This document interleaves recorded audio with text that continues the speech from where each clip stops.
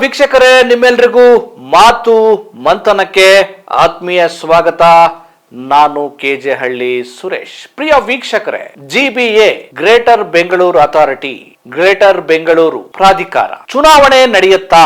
ಚುನಾವಣೆಗೆ ಈಗಾಗಲೇ supreme court dead line ಅನ್ನ ಕೊಟ್ಟಿದೆ. ಜೂನ್ 30ರ ಒಳಗಾಗಿ ನೀವು ಈ ಜಿಬಿಎ ಚುನಾವಣೆಯನ್ನ, ಸ್ಥಳೀಯ ಪಾಲಿಕೆ ಚುನಾವಣೆಯನ್ನ ಮಾಡಲೇಬೇಕು ಅನ್ನುವಂತ ಖಡಕ್ ಆದ ಆದೇಶವನ್ನ ಸುಪ್ರೀಂ ಕೋರ್ಟ್ ಕೊಟ್ಟಿದೆ. ಹಾಗಾಗಿ ರಾಜ್ಯ ಚುನಾವಣಾ ಆಯುಕ್ತರು ನಾವು ಮೇ 25ರ ಒಳಗಡೆ ಚುನಾವಣೆ ಮಾಡ್ತೇವೆ ಅಂತೇಳಿ ಘೋಷಣೆ ಮಾಡಿದ್ದಾರೆ. ಆದ್ರೆ ನಿಜವಾಗ್ಲೂ ಚುನಾವಣೆ ನಡೆಯೋದಕ್ಕೆ ಬೆಂಗಳೂರಲ್ಲಿ ಈ 5 ಮಹಾನಗರ ಪಾಲಿಕೆಗಳ 5 ಪಾಲಿಕೆಗಳ ಚುನಾವಣೆ ನಡೆಸೋದಕ್ಕೆ ರಾಜ್ಯ ಸರ್ಕಾರ ಸರಿಯಾದ ಸಿದ್ಧತೆಯನ್ನ ಮಾಡಿಕೊಂಡಿದೆಯಾ?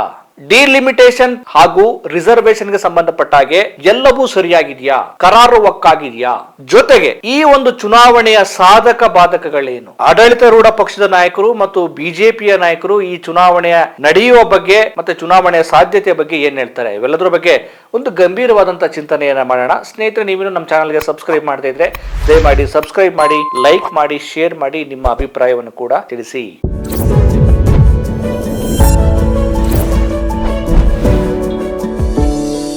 ಗ್ರೇಟರ್ ಬೆಂಗಳೂರು ಪ್ರಾಧಿಕಾರ ಈಗ ಬೃಹತ್ ಬೆಂಗಳೂರು ಮಹಾನಗರ ಪಾಲಿಕೆಯಿಂದ ಈಗ ಜಿಬಿಎ ಆಗಿದೆ. ಗ್ರೇಟರ್ ಬೆಂಗಳೂರು ಪ್ರಾಧಿಕಾರದ ವ್ಯಾಪ್ತಿಯಲ್ಲಿ 5 ಪಾಲಿಕೆಗಳು ಬರ್ತವೆ.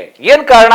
ಬೆಂಗಳೂರಿನ ಜನಸಂಖ್ಯೆ 1,40,00,000ಕ್ಕೂ ಹೆಚ್ಚಾಗ್ತಾ ಇದೆ. ಹಾಗಾಗಿ ಒಂದು ಮಹಾನಗರ ಪಾಲಿಕೆಯಿಂದ ಇವನ್ನೆಲ್ಲ ಕಂಟ್ರೋಲ್ ಮಾಡೋದಕ್ಕೆ, ಮ್ಯಾನೇಜ್ ಮಾಡೋದಕ್ಕೆ, ಯೋಜನೆಗಳನ್ನ ರೂಪಿಸೋದಕ್ಕೆ ಆಗೋದಿಲ್ಲ. ಆ ಕಾರಣಕ್ಕೋಸ್ಕರ ಜಿಬಿಎ ಅನಿವಾರ್ಯ ಅಂತೇಳಿ ರಾಜ್ಯ ಸರ್ಕಾರ ಈ ಜಿಬಿಎ ವ್ಯಾಪ್ತಿಯ ಕೆಳಗಡೆ 5 ಪಾಲಿಕೆಗಳನ್ನ ಮಾಡಿದೆ. ಅಲ್ಲಿ ಮತ್ತೆ IAS ಆಫೀಸರ್ಗಳು ಬರ್ತಾರೆ, ಜೊತೆಗೆ 5 ಮೇಯರ್ಗಳು ಬರ್ತಾರೆ, ಮುಖ್ಯಮಂತ್ರಿಗಳು ಬರ್ತಾರೆ, ಉಪಮುಖ್ಯಮಂತ್ರಿಗಳು ಬರ್ತಾರೆ, ಒಂದಷ್ಟು MLAಗಳು ಬರ್ತಾರೆ. ಇದು ಒಂದು ಜನರಲ್ ಆಗಿರುವಂತ ನಮಗೊಂದು ತಿಳುವಳಿಕೆ. ಈಗ ಪದೇ ಪದೇ ಅಧಿಕಾರಕ್ಕೆ ಬರುವಂತ ಸರ್ಕಾರಗಳು, ಹಿಂದೆ ಬಿಜೆಪಿ ಸರ್ಕಾರ ಇದ್ದಾಗಲೂ ಕೂಡ ನ್ಯಾಯಾಲಯ ಹೇಳಿದೆ ಚುನಾವಣೆಯನ್ನ ಮಾಡಿ ಅಂತ ಹೇಳಿತ್ತು. ಈಗ ಕಾಂಗ್ರೆಸ್ ಸರ್ಕಾರಕ್ಕೂ ಹೇಳಿದೆ. ಒಂದು ನೆಪ, ಸರಿಯಾಗಿ ಒಂದು ಮೀಸಲಾತಿಗೆ ಸಂಬಂಧಪಟ್ಟಂಗೆ ಒಂದು ಸೆನ್ಸಸ್ ಆಗಿಲ್ಲ, ವಾರ್ಡ್ ಮೀಸಲಾತಿ ಹಂಚಿಕೆ ಬಗ್ಗೆ ಸರಿಯಾದ ಒಂದು ಜನಗಣತಿ ಆಗಿಲ್ಲ ಅನ್ನುವಂತ ನೆಪ. ಆ ಕಾರಣಕ್ಕೋಸ್ಕರ ಚುನಾವಣೆಯನ್ನ ಮುಂದೂಡಲಾಗ್ತಾ ಇದೆ. ಈಗ ಚುನಾವಣೆಯನ್ನ ಮಾಡಲೇಬೇಕಾದ ಅನಿವಾರ್ಯತೆ ಇದೆ. ಒಂದಷ್ಟು ಬಿಜೆಪಿಯ ಶಾಸಕರು ಹೇಳುವ ಪ್ರಕಾರ ರಾಜ್ಯ ಸರ್ಕಾರ ಈಗಿರುವ ಈಗಾಗಲೇ ಮತದಾರರ ಕರಡು ಪಟ್ಟಿಯನ್ನ ಪ್ರಕಟ ಮಾಡಿದೆ. ಆ ಒಂದು ಕರಡು ಪಟ್ಟಿಯ ಪ್ರಕಾರ ನಗರದಲ್ಲಿ 88,91,000 ಮತದಾರರಿದ್ದಾರೆ ಸದ್ಯದ ಕರಡು ಮತದಾರರ ಪಟ್ಟಿಯ ಪ್ರಕಾರ ಅಂತ ಹೇಳಲಾಗ್ತಾ ಇದೆ. ಆಮೇಲೆ ಮತದಾರರ ಪಟ್ಟಿಯಲ್ಲಿನ ದೋಷವನ್ನ ಸರಿಪಡಿಸಲು ಜನವರಿ 20ರಿಂದ ಮೇ 30ರವರೆಗೆ ಅವಕಾಶವನ್ನ ಕಲ್ಪಿಸಲಾಗಿದೆ. ಆನಂತರ ಮಾರ್ಚ್ 16ರಂದು ಅಂತಿಮ ಕರಡು ಪಟ್ಟಿಯನ್ನ ಪ್ರಕಟ ಮಾಡಲಾಗುತ್ತೆ ಅಂತ ಹೇಳಲಾಗ್ತಾ ಇದೆ. ಈಗ ಬಿಜೆಪಿಯ ಒಂದಷ್ಟು ನಾಯಕರು ಹೇಳೋದೇನು ಅಂದ್ರೆ, ರಾಜ್ಯ ಸರ್ಕಾರ ಈಗೇನು ಮತದಾರರ ಕರಡು ಪಟ್ಟಿ ಇರಬಹುದು, ಡಿಲಿಮಿಟೇಷನ್ ಇರಬಹುದು, ಆಮೇಲೆ ವಾರ್ಡ್ ಮೀಸಲಾತಿಯ ಒಂದು ನಿರ್ಧಾರ ಇರಬಹುದು, ಆ ಹಂಚಿಕೆಯನ್ನು ನೋಡಿದಾಗ ಇದು ಸರಿಯಾಗಿದೆ ಅಂತ ನಮ್ಗೆ ಅನ್ಸ್ತಾ ಇಲ್ಲ. ಇದು ಹಳೆಯದನ್ನೇ ಒಂದಷ್ಟು ಮಾರ್ಪಾಟು ಮಾಡಿ ಪ್ರಕಟ ಮಾಡಿದ್ದಾರೆ.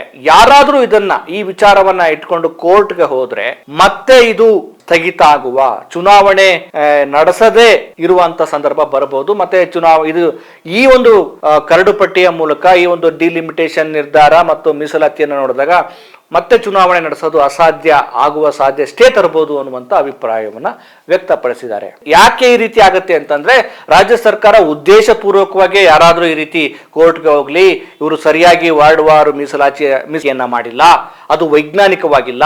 ಇನ್ನೊಂದೇನು ಅಂದ್ರೆ, ಈ ಮೀಸಲಾತಿ ಹಂಚಿಕೆಗೆ ಸಂಬಂಧಪಟ್ಟ ಹಾಗೆ ಚುನಾವಣಾ ಆಯುಕ್ತರಿಗೆ ನಿರ್ಧಾರ ಮಾಡೋದಕ್ಕೆ ಅವಕಾಶ ಇಲ್ಲ. ಆ ಒಂದು ಸಮಿತಿಯಲ್ಲಿ ಚುನಾವಣಾ ಅಧಿಕಾರಿಗಳನ್ನ, ಆಯುಕ್ತರನ್ನ ಸೇರಿಸಿಕೊಳ್ಳಲಿಲ್ಲ. ಇದು ನಿರ್ಧಾರ ಮಾಡಬೇಕಾಗಿರೋದು ಡಿಲಿಮಿಟೇಷನ್ ಇರ್ಬೋದು ಮತ್ತು ವಾರ್ಡ್ ಮೀಸಲಾತಿಯನ್ನ ಮಾಡುವಂತಹ ಜವಾಬ್ದಾರಿ ರಾಜ್ಯ ಸರ್ಕಾರಕ್ಕೆ ಇರುತ್ತೆ. ಆದ್ರೆ ಮತದಾರರ ಪಟ್ಟಿ ಮತ್ತೆ ಚುನಾವಣೆ ನಡೆಸೋ ಜವಾಬ್ದಾರಿ ಚುನಾವಣಾ ಆಯೋಗಕ್ಕೆ ಇರುತ್ತೆ. ಇದು ವೈಜ್ಞಾನಿಕವಾಗಿ ಆಗಿಲ್ಲ. ಇವರು ಉದ್ದೇಶ ಚುನಾವಣೆ ನಡೀಲೇಬಾರದು ಅನ್ನೋ ಉದ್ದೇಶಕ್ಕೋಸ್ಕರನೇ ಈ ರೀತಿ ಮಾಡ್ತಾ ಇದ್ದಾರೆ ಅಂತೇಳಿ ಏನು ಬಿಜೆಪಿಯ ನಾಯಕರು, ವಿರೋಧ ಪಕ್ಷದ ನಾಯಕರು ಹೇಳ್ತಿದ್ದಾರೆ.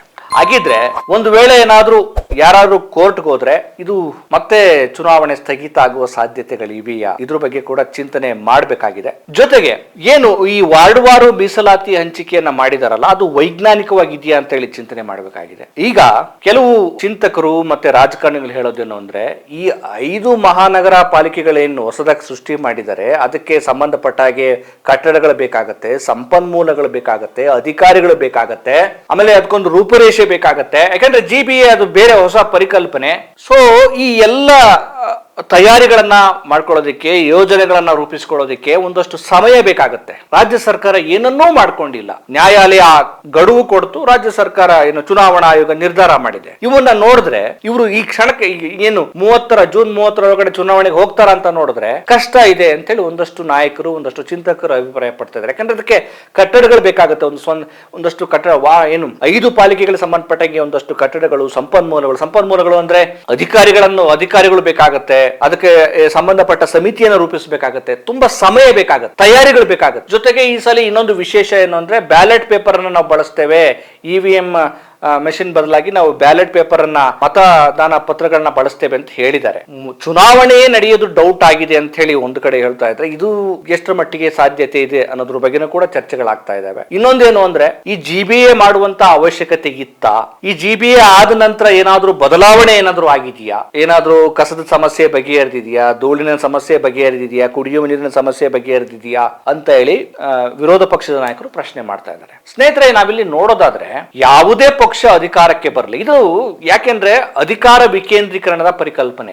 ಈ ಸ್ಥಳೀಯ ಸಂಸ್ಥೆಗಳ ಚುನಾವಣೆ ಯಾಕಾಗಬೇಕು ಅಂದ್ರೆ, ಸ್ಥಳೀಯ ಜನರಿಗೆ ಸ್ಥಳೀಯ ಮಟ್ಟದಲ್ಲಿ ರಾಜಕೀಯ ಅಧಿಕಾರವನ್ನ ಕೊಟ್ಟು ಅವರು ಸ್ಥಳೀಯ ಮಟ್ಟದಲ್ಲಿರುವ ಸಮಸ್ಯೆಗಳನ್ನ ಬಗೆಹರಿಸಬೇಕು ಅನ್ನೋ ಕಾರಣಕ್ಕೋಸ್ಕರ ಈ ಒಂದು ಅಧಿಕಾರ ವಿಕೇಂದ್ರೀಕರಣ ಇದೆ. ಆದ್ರೆ ಯಾಕೆ ಅಧಿಕಾರಕ್ಕೆ ಬರುವಂತ ಸರ್ಕಾರಗಳು, MLAಗಳು, MP ಗಳಾಗ್ಲಿ, ಮುಖ್ಯಮಂತ್ರಿಗಳು, ಉಪಮುಖ್ಯಮಂತ್ರಿಗಳಾಗ್ಲಿ, ಯಾರೇ ಆಗ್ಲಿ, ಇವರು ಸ್ಥಳೀಯ ಸಂಸ್ಥೆಗಳ ಚುನಾವಣೆಯನ್ನು ಯಾಕೆ ನಡೆಸಲ್ಲ ಅಂತಂದ್ರೆ, ಸ್ಥಳೀಯ ಮಟ್ಟದ ಜನರಿಗೆ ಸ್ಥಳೀಯ ಹಂತವಾಗಿ ಅಧಿಕಾರವನ್ನು ಕೊಡೋದಕ್ಕೆ, ಇವರಿಗೆ ಅಧಿಕಾರ ವಿಕೇಂದ್ರೀ ಮಾಡೋದಕ್ಕೆ ಇಷ್ಟನೇ ಇಲ್ಲ. 5 ವರ್ಷಗಳಾಗಿದೆ. 5 ವರ್ಷದ ಹತ್ತತ್ರ 5 ವರ್ಷದ 5 ವರ್ಷದ ಮೇಲೆ 4-5 ತಿಂಗಳಾಗಿದೆ BBMP ಚುನಾವಣೆ ನಡೆದು.